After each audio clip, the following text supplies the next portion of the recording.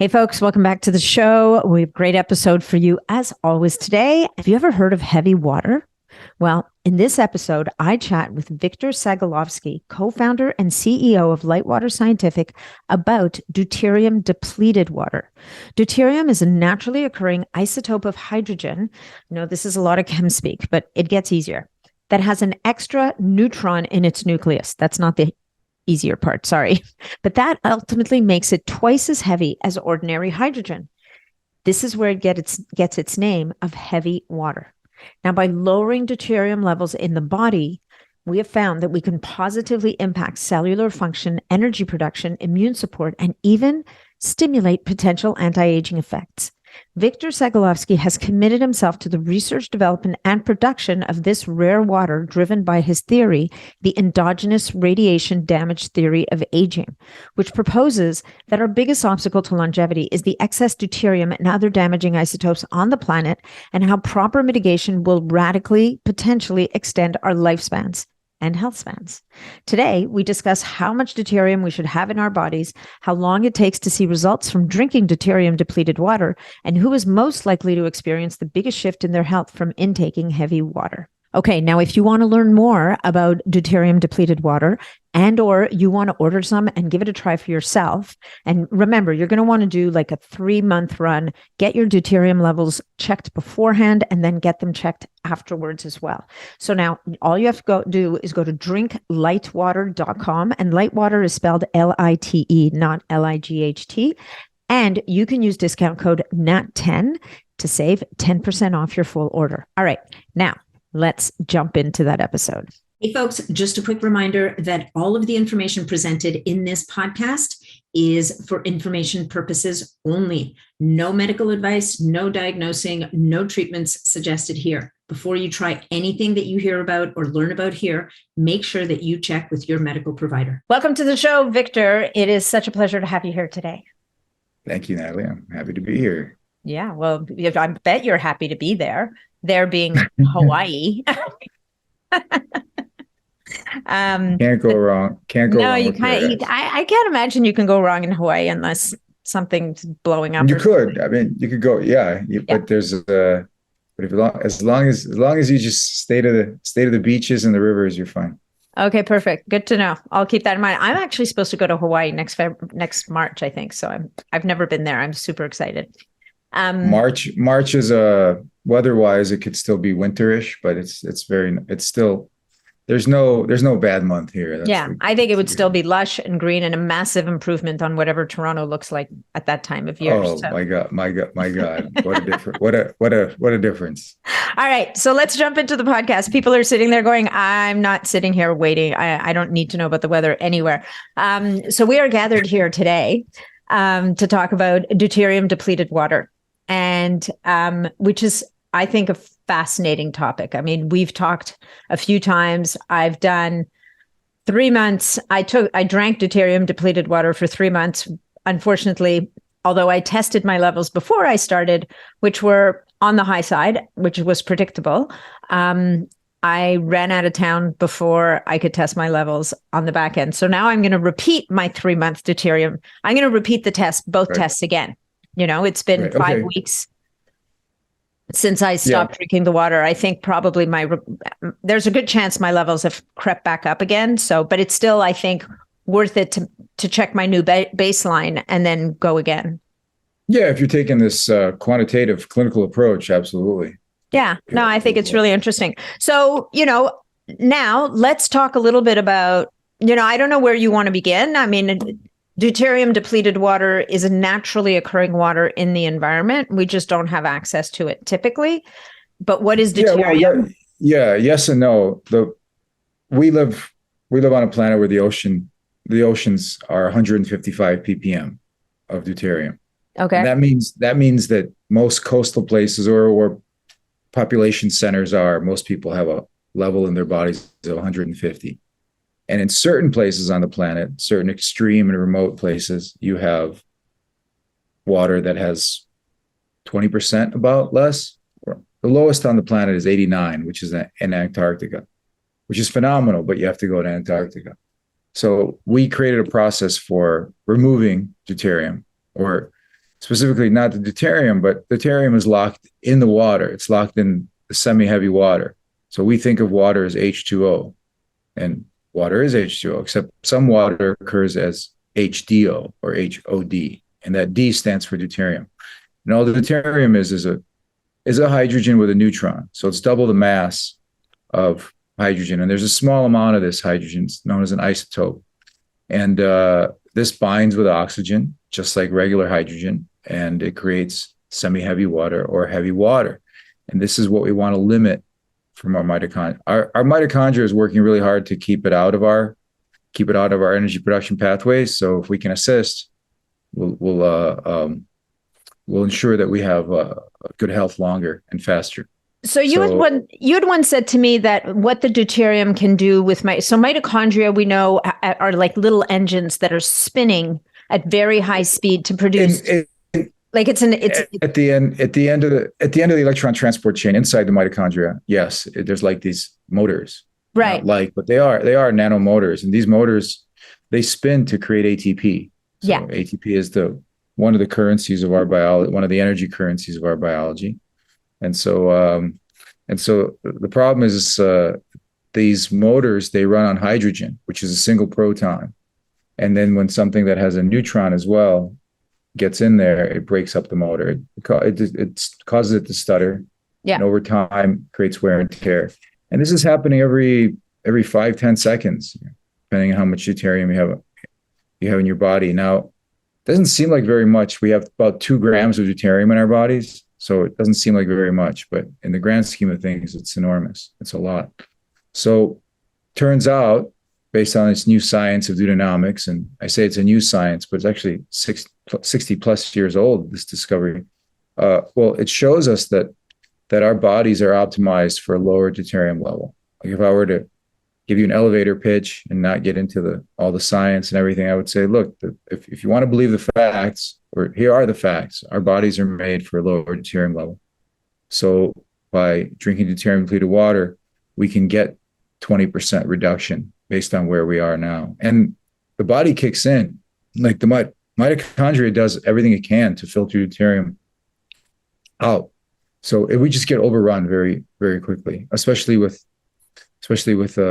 high carbohydrate diets and dysbiotic conditions. So a lot of things will put us into a stress state. And the first thing that happens in a stressful situation is your mitochondria don't work as efficiently. Mm-hmm. And that efficiency has to do with limiting deuterium from energy production. So you mentioned high carb diets. Is that because the high carb foods bring more deuterium to the table? That's right. Yeah. More carbohydrates are rich in deuterium and fats are more depleted. Okay. So then someone on let's say a clean ketogenic diet might naturally have lower deuterium levels. Absolutely. Than someone on a high carb diet.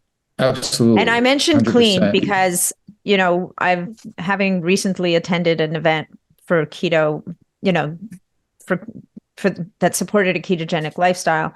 You realize that there's a wide variety of foods that are represented as keto that may or may not be super healthy for us. Yeah, I mean, if you're eating an animal, you have to see what that animal ate, right? It's not what's your food's food? Yeah. What's your food made of? What's your food made of? So yeah, but anyway, in the old days, we pretty much ate, we gorged on fat. Fat's the only thing in their bodies can we won't shut down the eating fat. We'll fall asleep, we'll get full, but we don't get into like dysbiosis from like when you eat too much protein, for example. If you eat a lot of fat, your body can deal with it because we have a genetic predisposition for it. So when we eat more fat, we naturally help the mitochondria deplete the deuterium.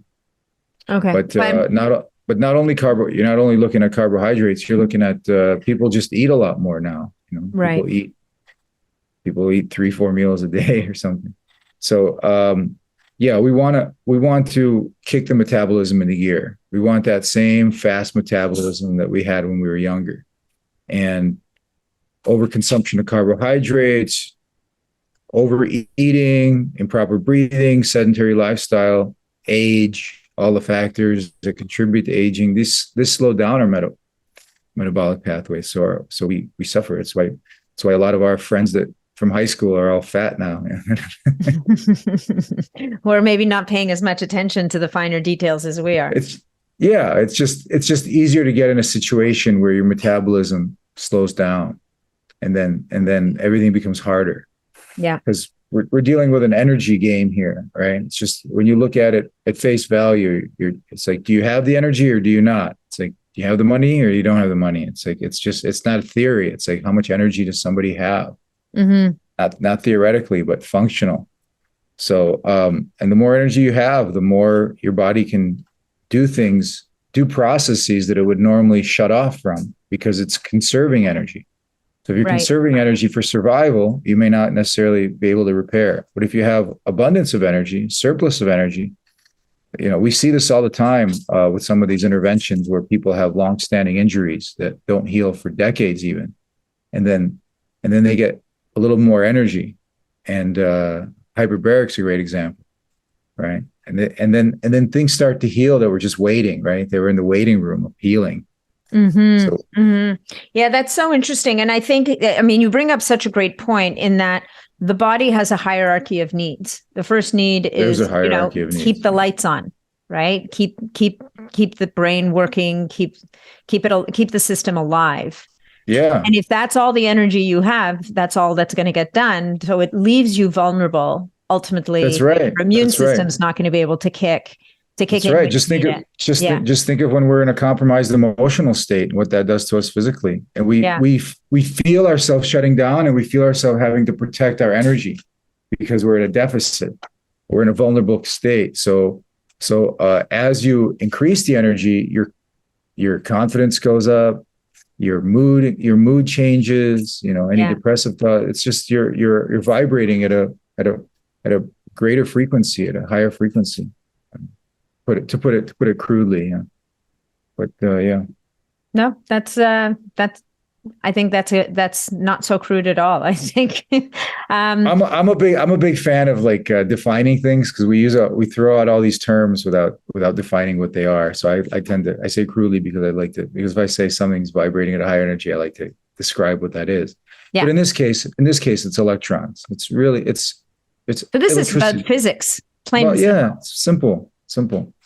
Okay. Look at how much life you have when you're younger. Animals, plants, it's everywhere in nature, and how more difficult it is when we're older.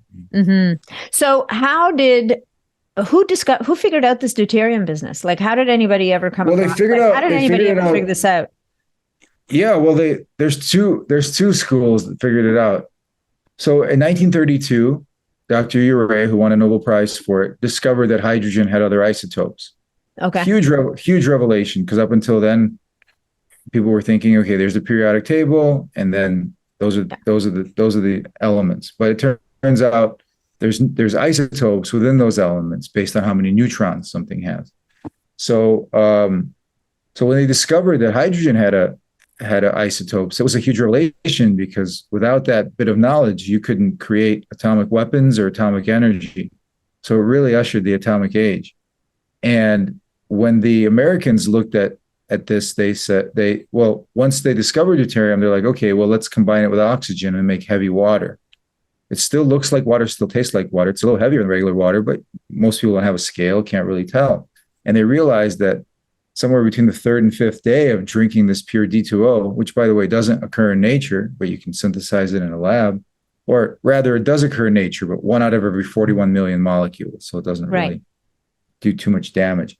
So, well, anyway, they found, long story short, that a mammal died by day 3, or between 3 and 5, the mammal died. So they're like, okay, something about this water is not water. Mm-hmm. And it was much later that they discovered why. It's because it's kinetically that deuterium is bigger. It slows things down, and the body mistakes it for hydrogen. So that's the other problem. Okay.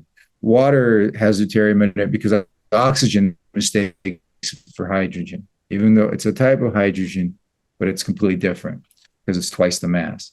So So then the Americans, that was in the 40s, the Americans said this is incompatible with human biology. And they just said, okay, well, that's another bit of knowledge. We'll just put it on the shelf and keep going. But the Russians looked at it a different way. They were trying to figure out why there was a young gerontologist and a young biophysicist, and they were eager to make a name for themselves at a university in Tomsk. And their advisors said, well, if you want to make a name for yourself, figure out why these people are living so long. And he was talking about the Alpines and the Yakutians. Tell me, why do they have so many centenarians, and why are they? And so these guys thought, wow, this is quite a challenge. We want to know why these people are living longer than everybody else and healthier. Yeah. And they looked at food, they looked at lifestyle. I mean, they looked at everything. And then they looked at the water. And this was in the mid 50s. So at that time, the discovery of deuterium was still rather fresh. It was still very exciting that, this discovery of multiple isotopes for hydrogen. So they honed in on their water they were drinking, and discovered that these people are drinking water that had 16% less deuterium than everybody else in their drinking. So they go, okay, this is it. And they said, well, we have to test it. And they did. They tested it on plants, animals, everything. And so whereas the Americans made heavy water in a lab and said, okay, this will kill you, the Russians looked at the opposite. Well, what happens when you give animals and plants water that has less deuterium than the average? Yeah. And it was the complete opposite. Lifespan increased, health increased, resilience to things increased, your ability to handle stress increased, everything increased because you have more metabolic energy to deal with these things. So you have a reserve. Yeah. And as you age, you can actually develop a net energy benefit for yourself versus no net energy benefit from anything. So these people live very much with a cycle. Glacial runoff in the summer would give them water that had a little less deuterium. So unfortunately, it's just not many places like this that have naturally lower deuterium levels. So we endeavored to figure out how to make it in a lab or a small factory, essentially, is what we have. So we copy the hydrological cycle, amplify it, which reduces deuterium naturally. We just amplify it to such a degree that we reduce like 95% of it. And that way, or you can do it slowly over time. Slow and steady wins the race anyway. There's nothing here has to be done quickly. But you can, because we make almost like a concentrate, you can dilute it with other water so it ships easy. Mm-hmm. So all this is just all an elaborate ploy to reduce your deuterium levels in the body by 20%. In order to give your body more energy at a cellular level. And yes, which ultimately from an upstream effect just enables the body to do what the body does well. It absolutely. And I've seen people react differently to it, but everybody reacts with a sense of renewed energy, like they have something that was slipping away and now it's back. And that is vitality. Yeah, no, for sure. So and I know there's some studies around about using deuterium. There's a lot of studies. If you want to go to deuteriumdepletion.org, I'll put like most of the studies, 60 plus studies out there. Yeah. Not much in the peer reviewed world. But there's a lot out there, and we host a conference with all the world's top scientists. We just did it. That was Deuterium Depletion, deuteriumdepletionsummit.com.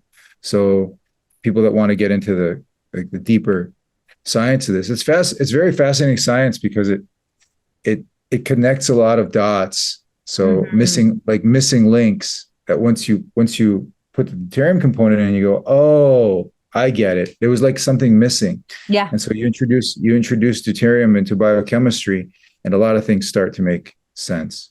That's really interesting. So what are some of the conditions that, even from an anecdotal perspective, that maybe some of the clinicians who have, brought deuterium depleted water into their into their practice, like, Well, I get it. Let's look at the kinetics of it. Okay. okay, Deuterium is something that slows things down yeah, kinetically. And so when you reduce that or remove it, things speed up. So great example is metabolism. Your metabolism improves dramatically when you're deuterium depleted. interesting. I see it with just about everybody. Well, I would even say without exception, your metabolism changes.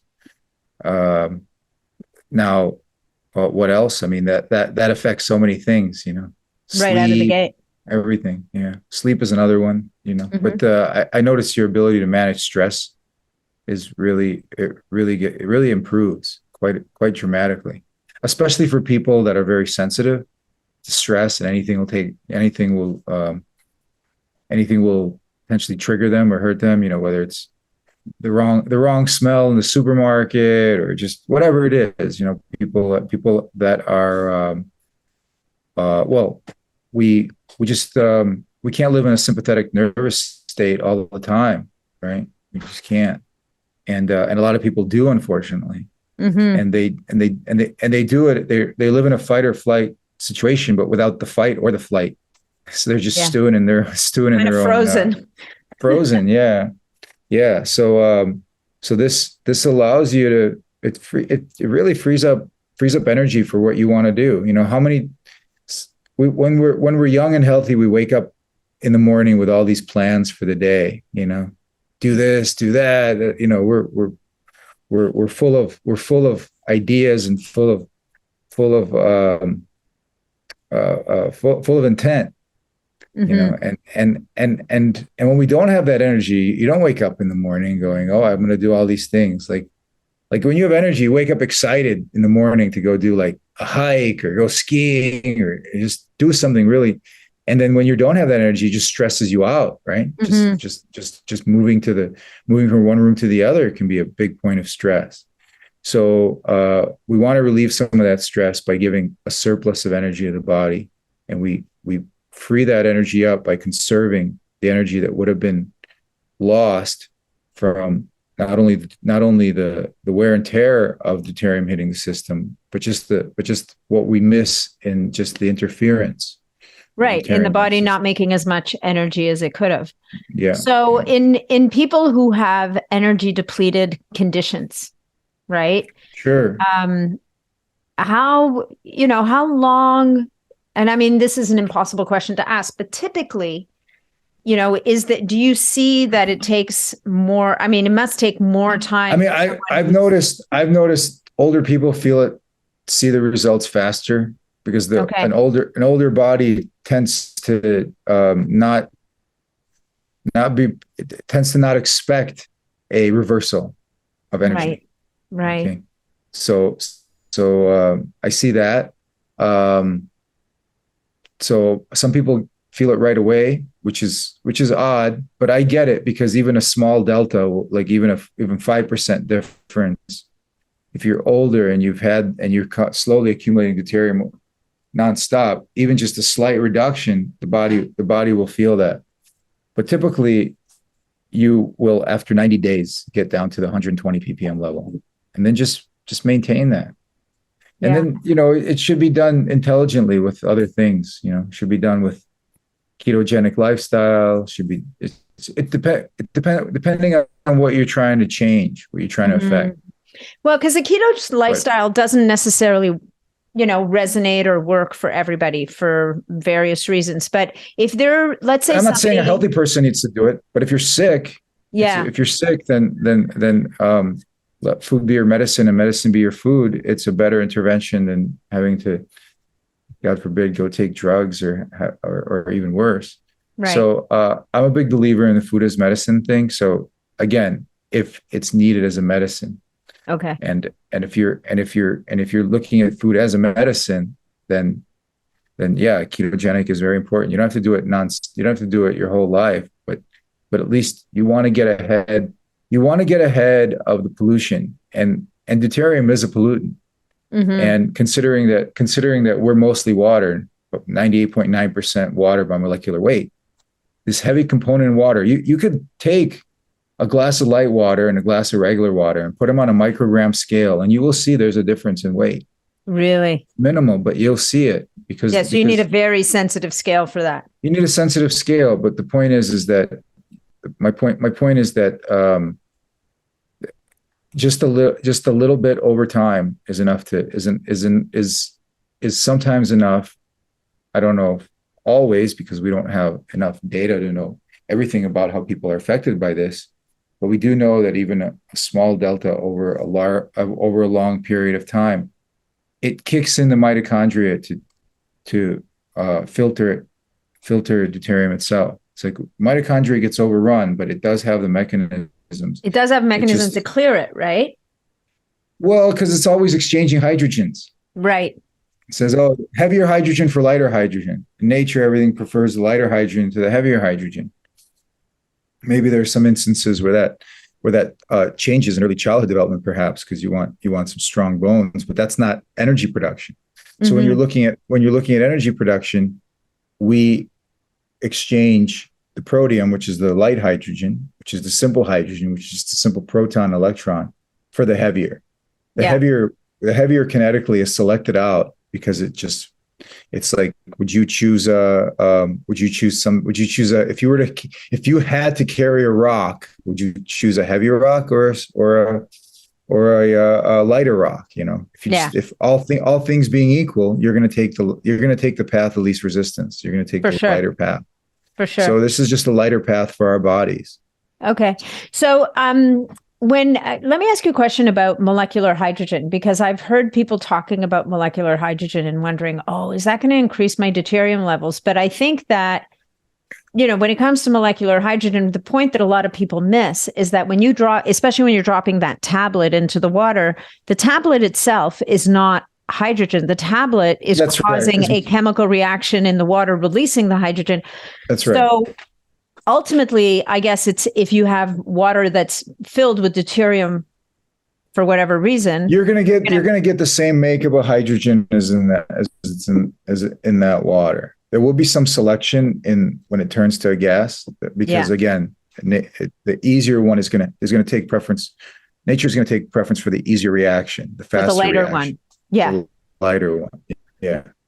Yeah. So there will be some difference, but the whole point of taking molecular hydrogen is to add more hydrogen. Hydrogen is our fuel. So all food's going to break down to hydrogen.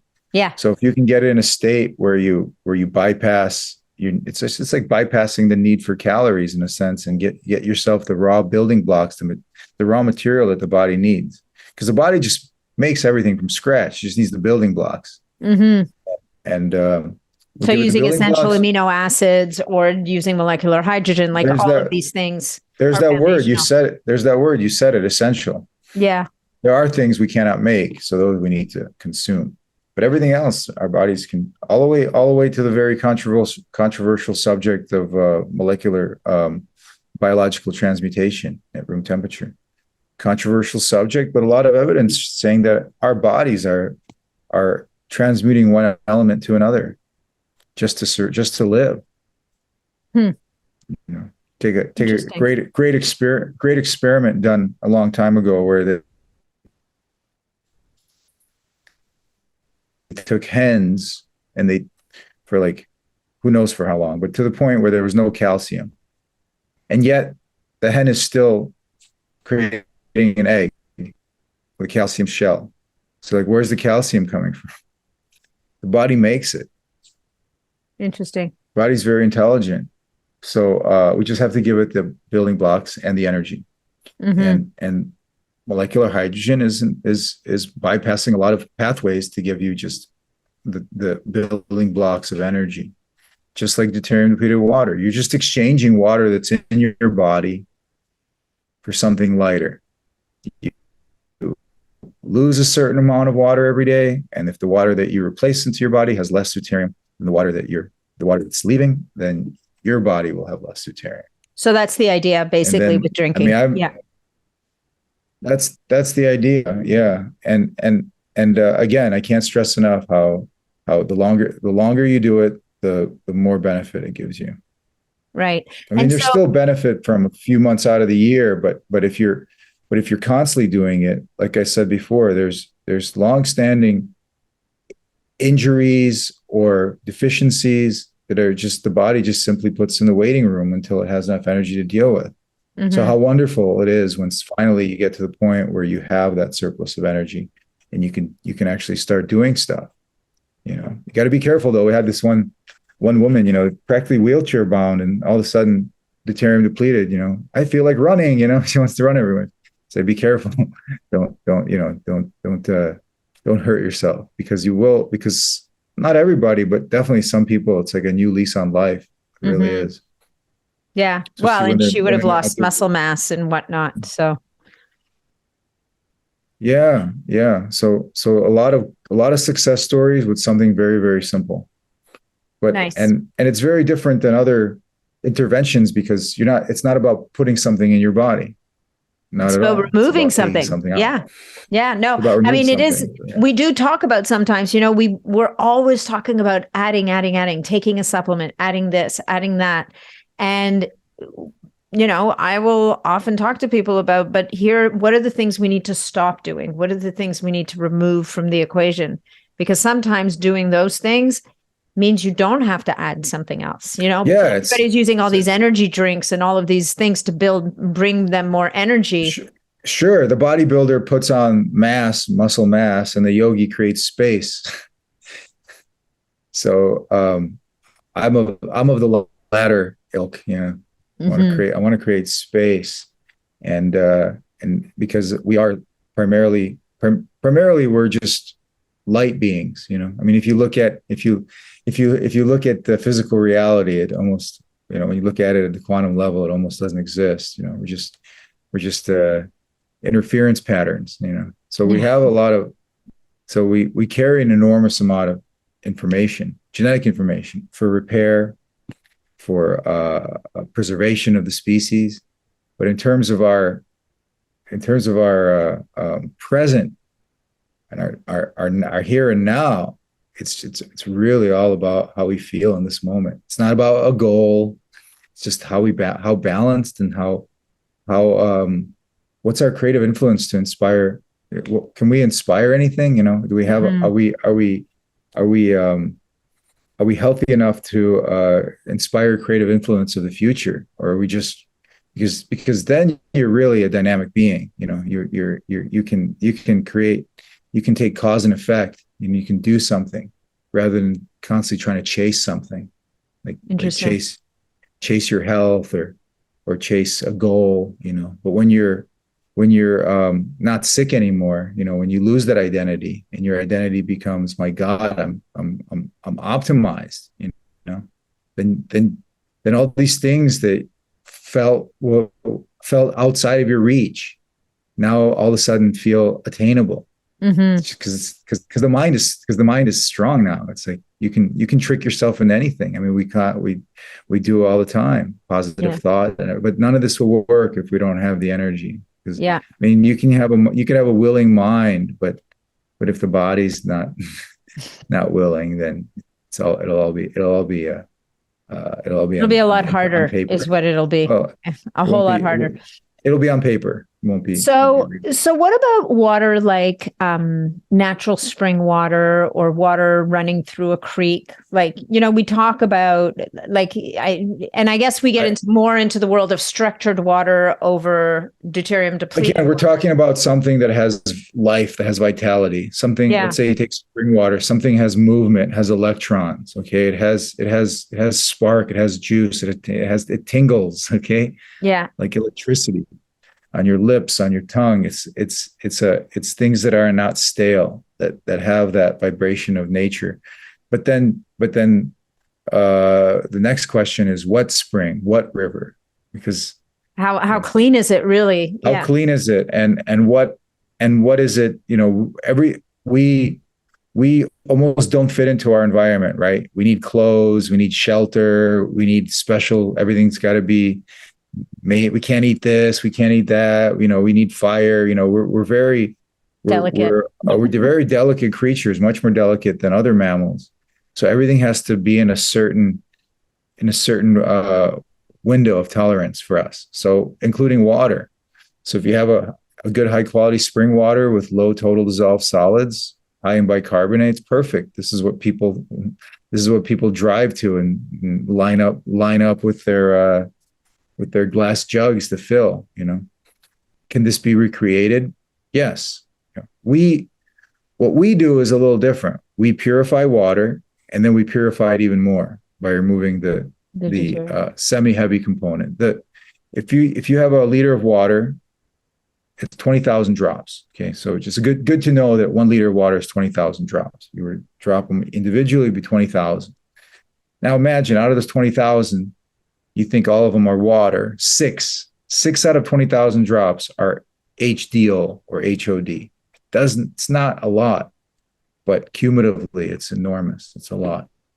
So we just limit that, just reduce that, take out those 6 drops, or take out 5.5 of those drops. And in order to do that, we have to purify water of everything ahead of time. So if you think of normal water filtration, you're removing a contaminant from the water, whether it's a mineral or some chemical. You're actually like reverse osmosis. But in our process, you're removing a type of water from a different type of water. Mm-hmm. Removing a heavy water from lighter water. So it's a very different way to filter. It's not possible to do it at home. But my point was that because we do this and we remove everything, we don't add any minerals back into our water. A good tasting spring water tastes good because it has the right mineral profile. It has that vibrancy as well. But what we do is we give you a clean water. We give you the water that's closest to the water inside your cells, because the water inside your cells is, like you were talking about, structured. Well, structured just means it has a crystalline structure. Crystalline structure means there's no contaminants. There's a fractal hologram of the whole thing in its totality and in every little part of it, because there's nothing to contaminate it. So it's pure. So that's what water that we make in the lab is this pure water. So when your body drinks this water, it hydrates unlike anything else, because now your body's getting water that is the closest, the most identical to the water that we make. Yeah. So is your water, when people buy the light water, is it also structured water essentially? It's structured in the sense that there's nothing in there besides H2O right. So it's completely clean. Yeah. It's completely pure. It's completely pure. And when a crystal is free of contaminants, it's a higher integrity to that crystal. Right. You can do stuff. You can energize it. I like to spin it, give it some movement. It picks up energy. So give it some vortex energy. I like to do that. But yeah, it's just very pure water. Nice. Well, I mean, I love drinking it, I have to say. I said, I did at the beginning of the podcast. Your body gets hydrated with it. It really does. You need less water when you're deuterium-depleted, a lot less. It's amazing, because your body gets, what is the word what's the root of hydrated? It's not water, it's hydrogen. Yeah. Oh, that's interesting. Yeah. That's a very good point. So let's say what's our optimal? So to be optimal in a perfect world, most of us are walking around 150. Maybe some people are a little higher in deuterium. And in a perfect world, we'd want to be around 120 parts per million? 125, 120 to 130, 125 being that average of that. And anything lower than that will have further incremental benefit. But that first delta of that 30 ppm drop, which will happen over a 90-day period, that's where you'll be more resilient. That's closer to what our ancestors were dealing with, and closer to what these people are that are living in that are enjoying increased longevity in environments that don't necessarily that foster it, like the Himalayas. Like those are harsh environments. Like they're not. Those are harsh environments, but these people, like the Sherpas in the Himalayas, they can go to the summit carrying everybody else's gear, no supplemental oxygen because they don't get hypoxia. Why? Because they're drinking. Because base camp is 123 ppm. That's why. what happens when you have less deuterium? Your ability to use oxygen increases. So you're asking, what are the benefits? Well, metabolic benefits. But if you look at oxygen carrying capacity, if you look at your ability to use oxygen, that's radically increased. Radically. Interesting. So when someone who's planning a climb of whatever would be well served to drink.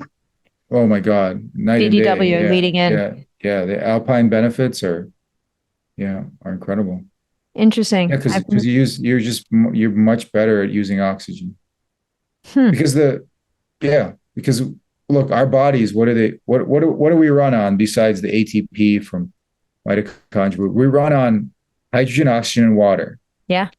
And our ability to live is purely dependent on our ability to not only break that water into hydrogen and oxygen, but recombine it, reduce it back to water. Right. And this process is happening nonstop, where we break water into hydrogen and oxygen, we combine hydrogen and oxygen, combust it to create water and energy. Because when you combust it, you get the energy component as a byproduct. So we're no different than the stars. They use the same process. We're like they say, we're star matter. We're made from stars. Nice. So it's not very complicated, this whole thing. When you look at things like, when you just ask a question, is this going to give me energy or take it away? And unfortunately, we're in this fallacy of thinking. We made this precognitive commitment to believe that calories give you energy. And it's not entirely true. It just depends when. So we eat and we feel sluggish, and then we keep doing it. And then we gunk ourselves up. We basically make ourselves toxic because we think that food is our only source of energy when we have breathing air, sunlight, even positive thought. These are all ways that your body can make energy. Yeah. It's just we think that it's only calories. So we just get into this. It's a terrible. It's a bad habit, and that's why instead of being reductive, we become accumulative. Oh, I think by putting something more in, it's going to help me. Yeah. So we have to get it back into the radical understanding that the things that give us energy are water, oxygen, hydrogen, and these are light. Yeah. Light. Yeah. Yeah. I mean, if you look at a person who really overeats, they are not particularly the most energetic people on the planet. Typically, they're the most sluggish, right? So, and when you take they did this in the lab. When you take the basic components of life, like you said, hydrogen, oxygen, and nitrogen, and light, and you add a little bit of current.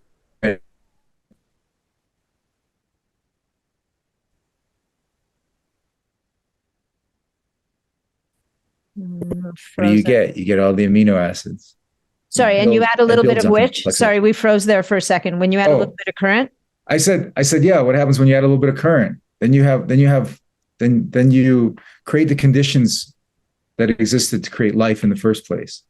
Okay. Amino acids form, peptides form out of nothing, right? Just combine from the basic building blocks. Yeah, no, for sure. I mean, peptides are naturally occurring in the human body. Naturally occurring. They're not, and they will put water, put a electrical current through water, and then you'll start seeing after a while amino acids start forming. Where do they come from? It's just the elements. Elements combine. So I think we have to get back to this very simple understanding and not overcomplicate it. I always tell people, if you have a condition like a disease or something, by the time you name it, it's too late almost.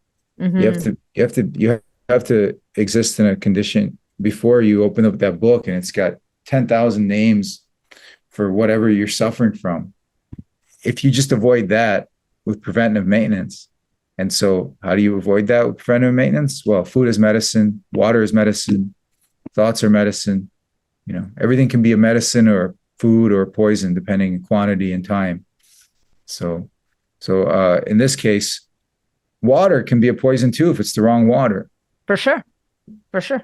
So people over consume water, and then they're chronically dehydrated because the body is not gonna it's not gonna accept that water. It has to do too much work to convert that into the water that it needs. Imagine, it has to break that water molecule into two gases, then has to get rid of all the other stuff, then has to recombine it back in the water. So it's we're an elegant machine. We're a really elegant machine, and if you figure out the water, component, and it becomes a base, becomes a build, something to build on top of. Mm-hmm. Just like the DNA. What is DNA? It's mostly hydrogen in there, So a little bit of biochemistry doesn't hurt. Yeah, no kidding. So based on what you're saying right now, so the populations of people that might experience the biggest shifts, right, by doing a period of deuterium depleted water consumption, to deplete their deuterium. Well, I would say, yeah, older, sicker, and on the other side of the spectrum, athletes. Yeah, I was going to ask about what about athletes? Absolutely, because you train and then you hit a wall and you need to go a little bit further, and this will do it. This will free up some mitochondrial energy that you wouldn't have freed up otherwise. Yeah. And sure enough, people that are on a keto diet and fasting produces deuterium depleted water in the body. So you inadvertently contribute to deuterium depletion by fasting, whether it's intermittent or all the way to dry fasting.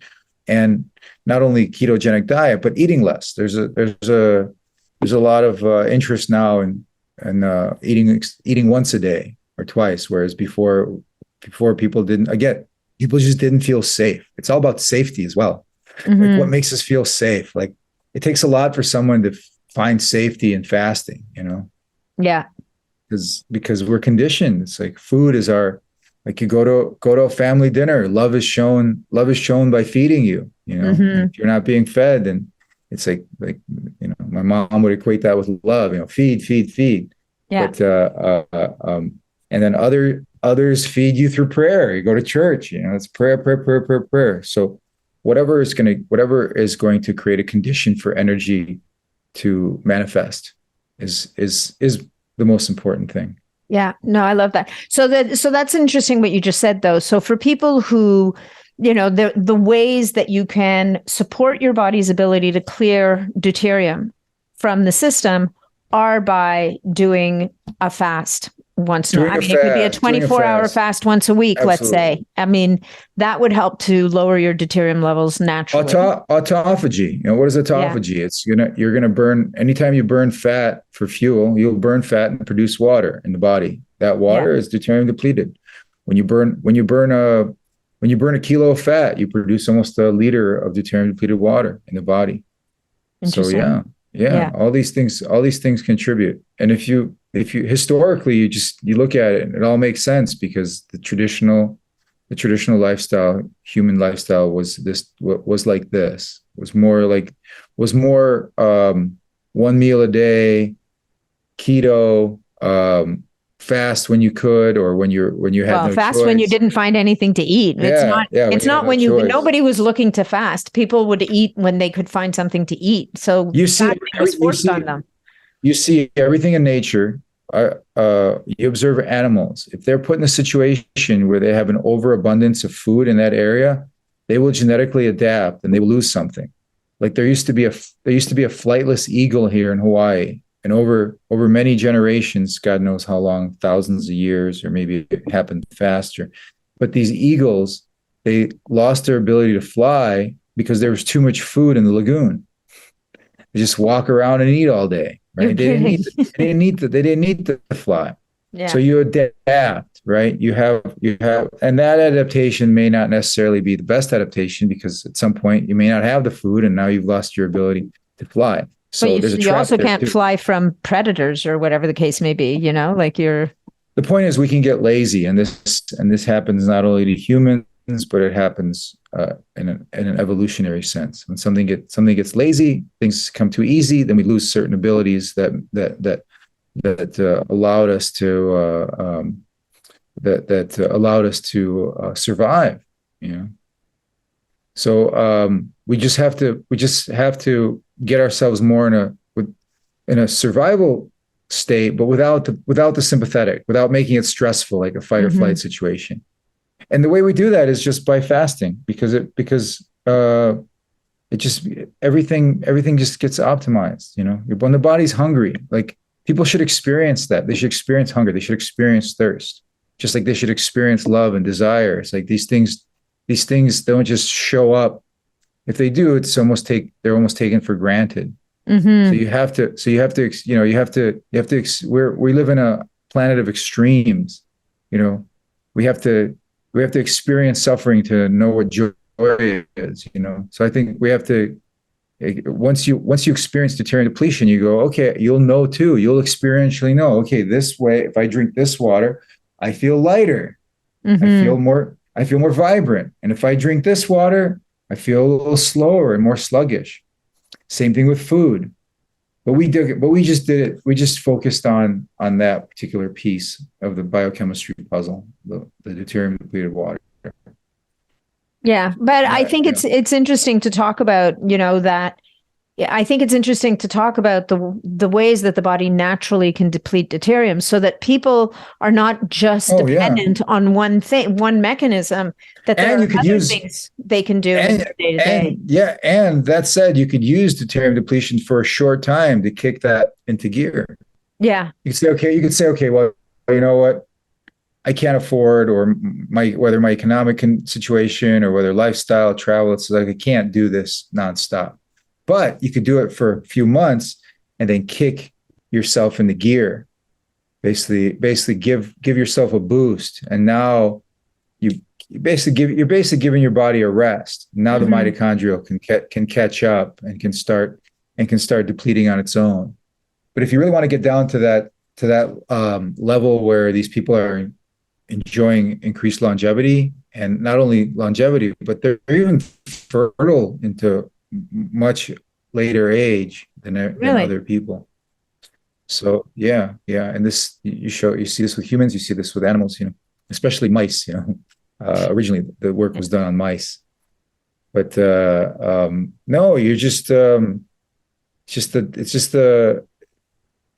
I'm really in love with this because it works, you know, and you can look at it from two ways. You can look at it qualitatively, say, hey, nobody has to believe me.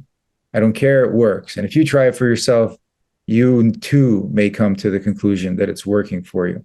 Yeah. So you could look at it at that level, or you could approach it from purely the scientific. And if you approach it from the pure scientific, it's impossible to refute this. Absolutely impossible, because it has to do with mechanical things that are happening at the nanoscale in our bodies. And when you look at that, you go, it's mechanical. It's like if you put the wrong fuel into your car, bad things will happen. If you run out of fuel, bad things will happen. If you have 3 tires, bad things will. It's just purely mechanical. Yeah. So, and when you see that, there's nothing to argue against, you know, it's just, okay, it's a mechanical problem. Let's fix it, you know, or let's get ahead of it. Yeah. Or let's know about it. Mm-hmm. Yeah. That right there, you know, a lot of stress comes from not knowing what got us into a situation where we're sick. I mean, that to me is the most stressful thing of all. It's like, how did this happen? Because you can accept being sick or breaking a bone if you knew how it happened. But somebody wakes up tomorrow and they got cancer and they don't know why. On top of the cancer, it's incredibly stressful to not even know what the heck happened in the first place. Yeah. So reduce it all to, maybe you can never find the true cause of something, but at least you can reduce it down to energy. So now you increase the energy that you have. Body's a self-healing organism. You've got a better shot at managing your stress. It's just everything is just, look, inflammation is is we don't, we talk about inflammation as a bad thing, but inflammation exists because it's a way to, because it combats, it's a stress that's needed. Let's say there's an infection. Well, good inflammation for sure. Yeah. Right. But if it's good inflammation is only for a short time. Yeah. But if it lingers, then it does damage. So it's like you want to be like a on-off switch. You want to be on or off. You want that. Like I had this dog, right? And I observe my dog, right? He's sleeping in deep sleep. As soon as I say, okay, it's time to go, he'd be like instantly awake, right? You're up. Yeah. Like, and you don't see that in humans. Everybody's too slow. But naturally, we should be able to go from like relaxation to alertness instantly. We should be able to get up without any lingering sleepiness. It should be just instant. And that's an optimized physiology. The ability to travel around the world and get off the plane and not have jet lag or not have to recover for 3 days. These are the practical benefits of energy. We're taken for granted when we're young because we have so much of it, But when we're older, when we learn how to conserve it properly and we learn the tricks of geroprotection, then it's very life is no longer you don't feel like you're losing anything. People are like, oh, I have a lot of friends. They're like, well, I'm older now. I can't do those things. It's like, why? Yeah. Well, the answer is I'm older. But what made you older? Yeah. What created the age? Well, it's just the lack of energy. That's all. Yeah. Can we unpack that? For sure. Exactly. Well, I love this. And like I said, I'm looking forward to my next round of DDW, light water. I definitely, I'm a pretty high energy person at the best of times, but definitely, I would say it was almost a little bit of a slingshot thing, right? I drank my deuterium-depleted water. I traveled for 5 weeks, didn't have access to it, but felt pretty good. And now I'm back home and I'm like, okay, I still had a couple of bottles sitting there. I noticed that with a lot of people. Yeah. They get off, they stop for a while and they're like, okay, I got to get the levels start creeping up and you lose that extra zing. Yeah. Yeah, no. And I mean, I'm sad I didn't get to do the test before I left the house because, I know that's unfortunate. So busy zipping around, but I now have a test in hand. So I'm going to retest my baseline, redo my 3 months and then test again. Cause how much were you consuming daily? I was doing 1 to 4. 4 to 1. 1 to 4. Yeah. Okay. So 1 part deuterium depleted to 4 parts regular water. But at the end, I started going 2 to 1. I started to crank it up a little bit just because I was coming to the end of my time at home. And definitely deuterium depleted water in our current environment is not easy to travel with. No. I've noticed. Pack it in your bag. Yeah. I've noticed you definitely need a half a liter a day, however you mix it to make it work. Yeah. So. Yeah, my plan right now is just to drink more of it in a shorter period of time, just to get myself back on the horse. So, Victor, if people wanted to learn more, you said the website earlier, but maybe if people really geek out. There's a few. Yeah, they can geek out at drinklightwater.com. Download the deuterium depletion guide. Guaranteed to geek out there. You can read the history of deuterium depletion that I wrote. That's the provenance of where this comes from, all the people. It was very important that the right people got the credit for this, because eventually the people will get a Nobel Prize in this field that were on it early and discovered these things. So they can go to our website. They can go to deuteriumdepletion.org if they really want to get into science. They can go to Deuterium Depletion Summit if they want to watch 9 hours of in-depth medical and scientific explanation. They can go to deuteriumtest.com if they want to get tested, or you can go to the main website, and it'll lead to other things. So okay, and the website, is there a website, drinklightwater.com, or is that a different? No, that is the website. That's the main website. Yeah, and Lightwater is spelled Lite. So Right. Light is lighter. As a matter of fact, LIT looks lighter than an LIGHT. less letters. Yeah, it's less lighter. letters, less of those consonants that are heavier. I'm all about the path of least resistance. When I lecture, and I know sometimes we're at the same event, but I like to tell people that it's great up until the time you're 50 to push your limits, and that's biohacking, right? You want to know what you're capable of, and I think after 50, it's a new term. It's geroprotection. Yeah, you want to maintain what you gained. Absolutely. It's what's the point of, like, I know people that are elite runners in their 20s or elite athletes, and by the time they're 40, they're 50 pounds heavier, and they can't do any of the things they did in their 20s because they burned themselves out. They went too hard. Yeah. So why do that? And slow and steady wins the race. Slow and steady. Yeah. Geroprotection. Just keep it. Yeah, exactly. Okay. And guys, if to help you out a little bit, Victor generously gave us a code for people who any duration of a subscription. It could be a month, 3 months, 6 months, a year. You can use code NAT10, and that'll save you 10% off your purchase. That's a one-time code though, so make it. Yeah, if you're, make it worth your while. That's for subscribers. We encourage everybody to get in a subscription system. Again, we don't make any demands. We don't lock you in anything. So it's just you can always put it on hold or suspend it, whatever works for you. Yeah, it's just for your benefit. But I will say, for people that want to just buy it once, I say, why? What's the point? It's not the goal of this water. Yes, it tastes good. Yes, it's the purest water in the world. But what's one bottle going to do for you? It's not. You really have to know that you're committing to something over time. And the goal of it is to reduce the deuterium in your body. Sure.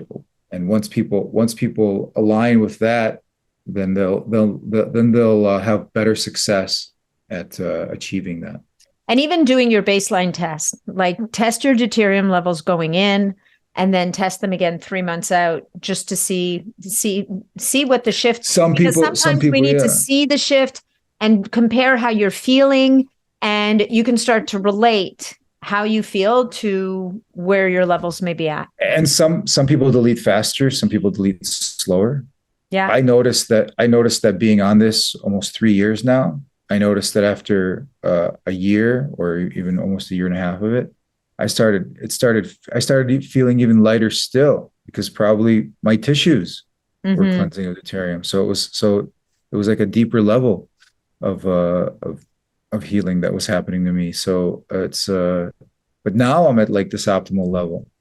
Now it would be interesting if I stopped drinking deuterium-depleted water. How long it would hold? Yeah. How long it would hold? I think it would hold for a while. All the studies show that it would hold for a while, but I don't want to. Well, also because you live that lifestyle, right? You're